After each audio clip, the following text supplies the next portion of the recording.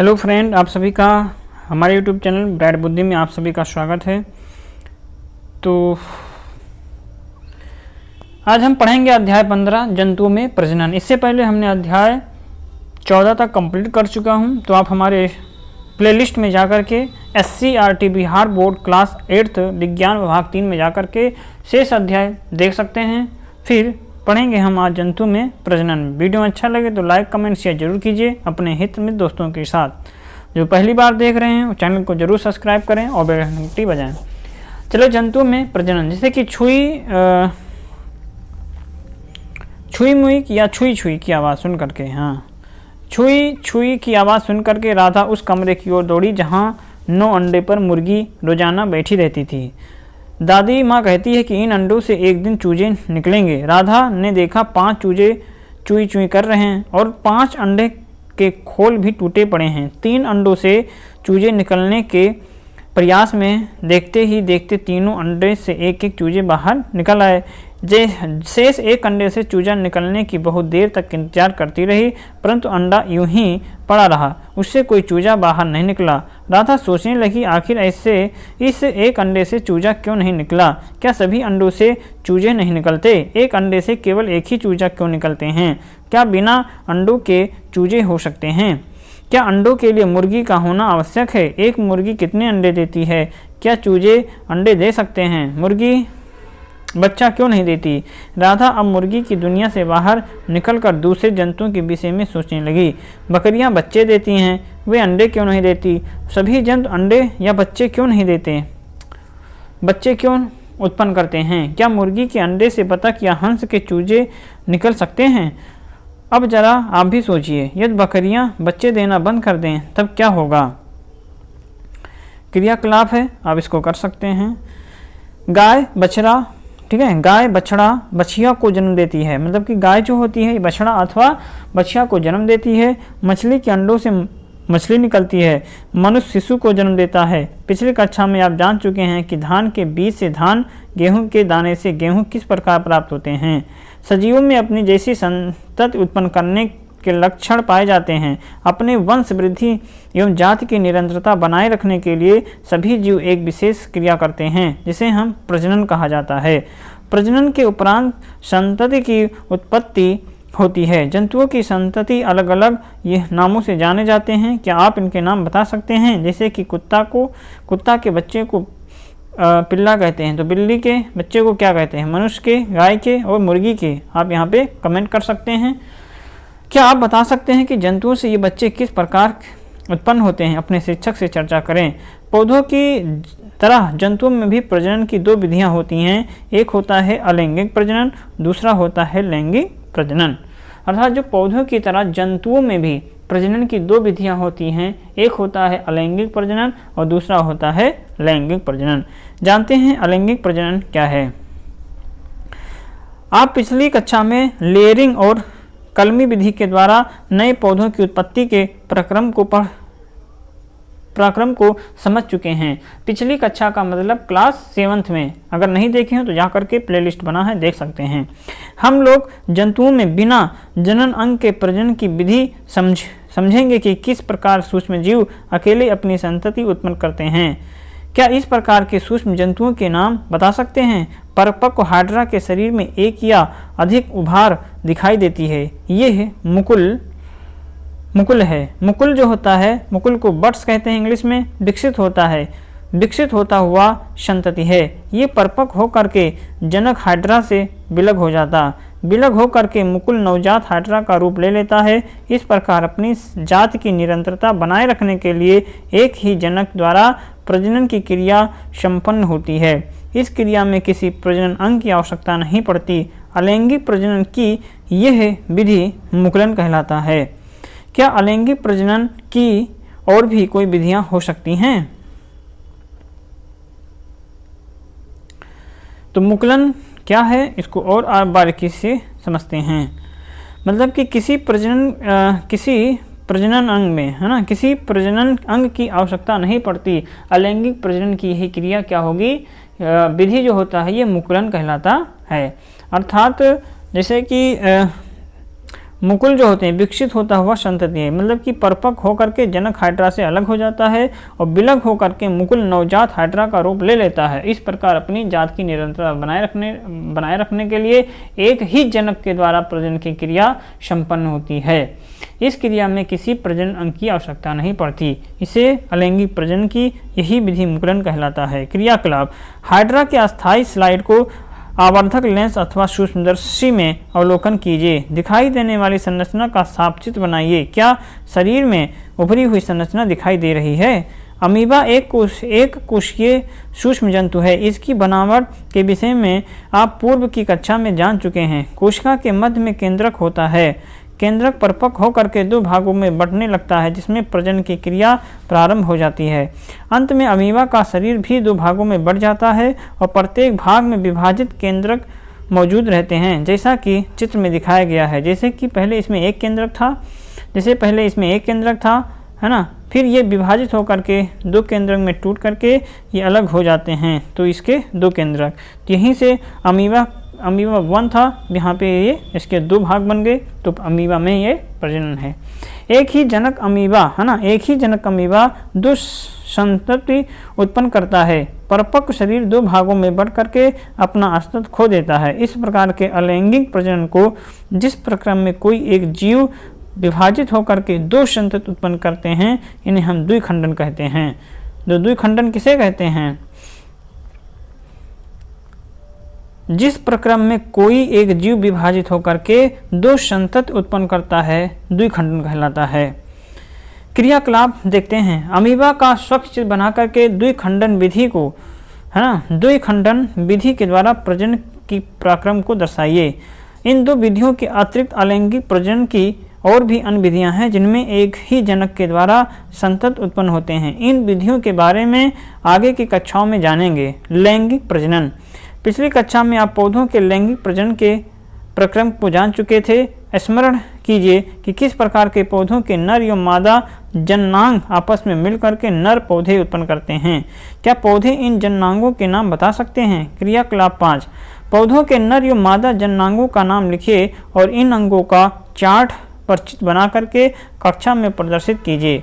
पौधों की तरह जंतुओं में भी नर एवं मादा जननांग होते हैं। लैंगिक प्रजनन में नर एवं मादा दोनों के जननांग भाग लेते हैं। क्रियाकलाप 6: मछलियां एक साथ सैकड़ों अंडे देती हैं। क्या सभी अंडों से बच्चे उत्पन्न होते हैं? पास के तालाब में मछलियां मेढकों के अंडे एकत्रित कीजिए और इनके रंग और आकार की चर्चा कीजिए।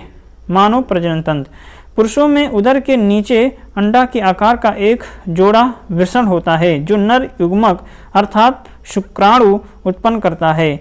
इससे जुड़ी हुई एक जोड़ा शुक्र नलिका होती है, जिससे शुक्राणु गत करता हुआ शिशन के माध्यम से बाहर निकलता है। शुक्राणु लाखों की संख्या से निकलते हैं। शिशन पेनिस अर्थात के माध्यम से बाहर निकलता है। शुक्राणु जो होते हैं ये लाखों की संख्या में निकलते हैं और ये सूक्ष्म तथा एक कोशिकीय संरचना होती है। सूक्ष्मदर्शी में सिर मध्यांक एवं पूंछ स्पष्ट दिखाई देता है, जैसा कि चित्र में 15.3 में दिखाया गया है। आप देख सकते हैं ये पूंछ है तो ये सिर टाइप दिखाई दे रहा है। स्त्रियों में नाभि के नीचे शरीर के अंदर मादा प्रजनन अंग स्थित होते हैं। इन अंगों में एक जोड़ा अंडाशय, एक जोड़ा अंडवाहिनियां तथा एक गर्भाशय होता है। प्रत्येक माह किसी एक अंडाशय से एक अंडाणु अर्थात मादा युग्मक निर्मोचित होकर के अंडवाहिनी में पहुंचता है। अंडाणु भी एक कोशिकीय संरचना है। अंडवाहिनी में शुक्राणु आकर अंडाणु से संलयित होता है और संलयन की क्रिया निषेचन कहलाता है। निषेचन के बाद ये संरचना गति करते हुए गर्भाशय में आकर के आरोपित हो जाता है। निषेचित अंडाणुओं को युग्मनज कहते हैं। युग्मनज की कोशिकाएं विभाजित होने लगती हैं, जो परिवर्धित होकर के भ्रूण में परिवर्तित हो जाता है। इस अवस्था में शिशु का शरीर, पैर, नाक, आँख, हाथ, कुछ अंग विकसित हो जाते हैं। जब भ्रूण विकसित हो जाते हैं या होते हुए शरीर के सभी अंगों का निर्माण कर लेती हैं, तब यह अवस्था गर्भ अवस्था कहलाती है।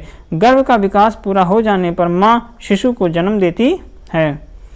आप यहाँ पे देख सकते हैं पुरुष और स्त्री, नर युग्मक और शुक्राणु और अंडाणु और मादा युग्मक जब ये आपस में बनते हैं तो युग्मनज का निर्माण होता है। इसके बाद निषेचन होने के बाद भ्रूण, भ्रूण के बाद गर्भधारण होता है, फिर इसके बाद नवजात शिशु उत्पन्न होता है।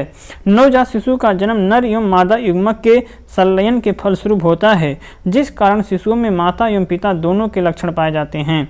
क्या होगा यदि शुक्राणु को अंडवाहिनी में जाने से रोक दिया जाए? आप अपने भाई बहन के शरीर के उन अंगों की पहचान करने का प्रयास कीजिए जो उनके माता अथवा पिता के अंगों की आकृतियों से मिलता जुलता है। इसे कॉपी पर नोट कीजिए। क्या आप बता सकते हैं कि कोई जीव बच्चा क्यों देता है? निषेचन की क्रिया जब मादा शरीर के अंदर होता है तब निषेचन आंतरिक निषेचन कहलाता है, जबकि निषेचन शरीर के बाहर होने पर बाह्य निषेचन कहा जाता है। क्रियाकलाप 8 है कि उन जंतुओं की सूची बनाइए जिनमें आंतरिक अथवा बाह्य निषेचन होता है। जलीय जंतु जैसे कि मछली, मेढक आदि में बाह्य निषेचन की क्रिया होती है। मादा मेढक जल में एक बार में सैकड़ों अंडे देते हैं। ये अंडे जेली जैसी परत से बंधे रहते हैं। मादा जैसे अंडे देती है उसी समय नर मेढक शुक्राणुओं को जल में छिड़क देता है। उसी समय नर मेढक जो होता है शुक्राणुओं को जल में छिड़क देता है और शुक्राणु तैरते हुए अंडों से जा मिलते हैं। इस तरह अंडे निषेचित हो जाते हैं। जल में सभी अंडे निषेचित नहीं हो पाते क्योंकि सभी अंडों तक शुक्राणु नहीं पहुंच पाते हैं।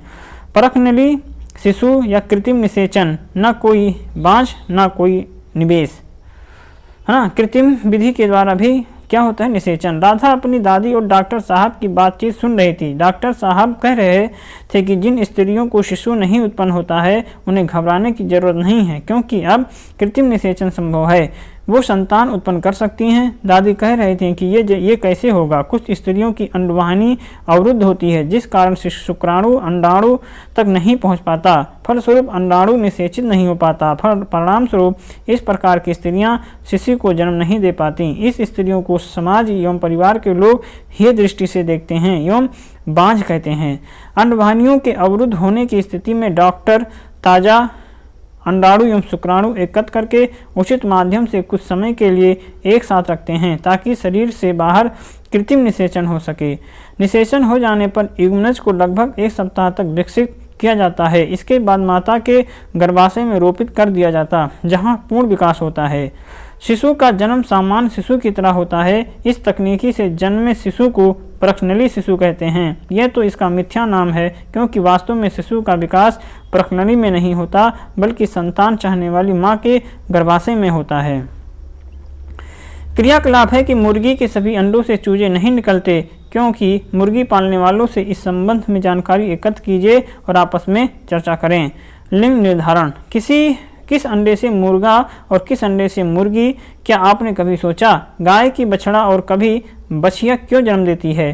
सालू की दादी भी चिंतित है कि बहू को दूसरी बार भी कहीं लड़की ही न हो जाए। यदि ऐसा हुआ तो वंश ही खत्म हो जाएगा और पता नहीं घर वाले बहू के साथ क्या क्या व्यवहार करेंगे। क्या उसकी दादी की चिंता उचित है? आइए हम जानने का प्रयास करें कि गर्भ के अंदर शिशु के लिंग का निर्धारण कैसे होता है।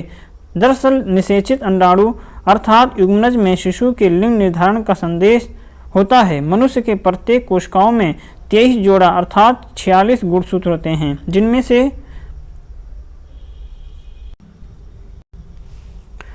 जिनमें से 22 जोड़े अर्थात 44 गुणसूत्र पुरुष तथा स्त्रियों में समान प्रकृति के होते हैं और संतति में रंग, लंबाई, शारीरिक बनावट के लिए उत्तरदायी हैं। 23 जोड़ा अर्थात 2 गुणसूत्र इनसे भिन्न प्रकृति के होते हैं। ये गुणसूत्र पुरुषों में XY तथा स्त्री में XX के रूप में पहचाने जाते हैं। यही गुणसूत्र लिंग निर्धारण के लिए उत्तरदायी हैं। शुक्राणुओं में X तथा Y 2 प्रकार के लिंग गुणसूत्र होते हैं जबकि अंडाणुओं में केवल X प्रकार के ही गुणसूत्र पाए जाते हैं। यदि Y गुणसूत्र वाले शुक्राणु एवं अंडाणु के साथ निषेचित होते हैं तो युग्मनज XY प्रकृति की होगी और नवजात शिशु लड़का होगा, जबकि यक्ष गुणसूत्र वाले शुक्राणुओं के साथ निषेचन होने पर युग्मनज यक्ष प्रकृति की होगी और नवजात शिशु लड़की होगी। क्या आप अब भी कहेंगे कि संतान के लिंग के लिए स्त्रियां उत्तरदायी हैं? किसी को पुत्र धन की प्राप्ति नहीं होने पर स्त्रियों को दोषी ठहराना कहाँ तक उचित है? चर्चा कीजिए। इस संबंध में सामाजिक जागरूकता के लिए आप क्या करना चाहेंगे? इसी के साथ अध्याय खत्म भी हो रहा है। तो हमने इस लेसन में क्या सीखा कि जंतुओं में निरंतरता बनाए रखने के लिए प्रजनन आवश्यक है। जंतुओं में प्रजनन की दो विधियां, एक है लैंगिक, दूसरा अलैंगिक विधि है। लैंगिक प्रजनन में नर युग्मनज तथा मादा युग्मनज संलयित होते हैं। वृषण शुक्रवाहिका और शिशुवन नर जनन अंग होते हैं। अंडाशय के द्वारा उत्पन्न युग्मनज अंडाणु तथा वृषण के द्वारा उत्पन्न युग्मनज शुक्राणु कहलाता है और शुक्राणु तथा अंडाणु का संलयन निषेचन कहलाता है तथा निषेचित अंडाणु युग्मनज कहलाते हैं। मादा के शरीर के अंदर होने वाला निषेचन आंतरिक निषेचन तथा शरीर के बाहर होने वाला निषेचन बाह्य निषेचन कहलाता है। निषेचित अंडाणु गर्भाशय में रोपित हो जाता है और यही इसका विकास होता है, जिसके फलस्वरूप नवजात शिशु जन्म लेता है। अलैंगिक प्रजनन में हम एक ही जीव के द्वारा प्रजनन की क्रिया होती है और निषेचित अंडे से लड़का जन्म लेगा। लड़की इसके लिए शिशु का पिता उत्तरदायी है, ना कि माँ उत्तरदायी है। इसी के साथ हमारा अध्याय भी समाप्त होता है। जीवों में निरंतरता के लिए आवश्यक है क्या? प्रजनन। अलैंगिक प्रजनन में भाग लेते हैं कौन कौन से क्या भाग लेते हैं? 2 जीव, 3 जीव, 1 जीव या इनमें से कोई नहीं।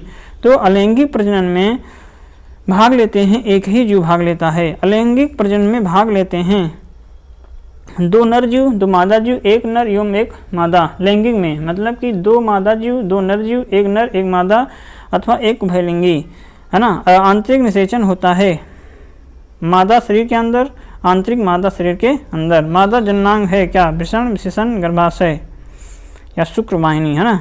इसके साथ अध्याय समाप्त होता है। तो हम मिलेंगे एक नए अध्याय में। तब तक आप पढ़ते रहें, मस्त रहें। नमस्कार।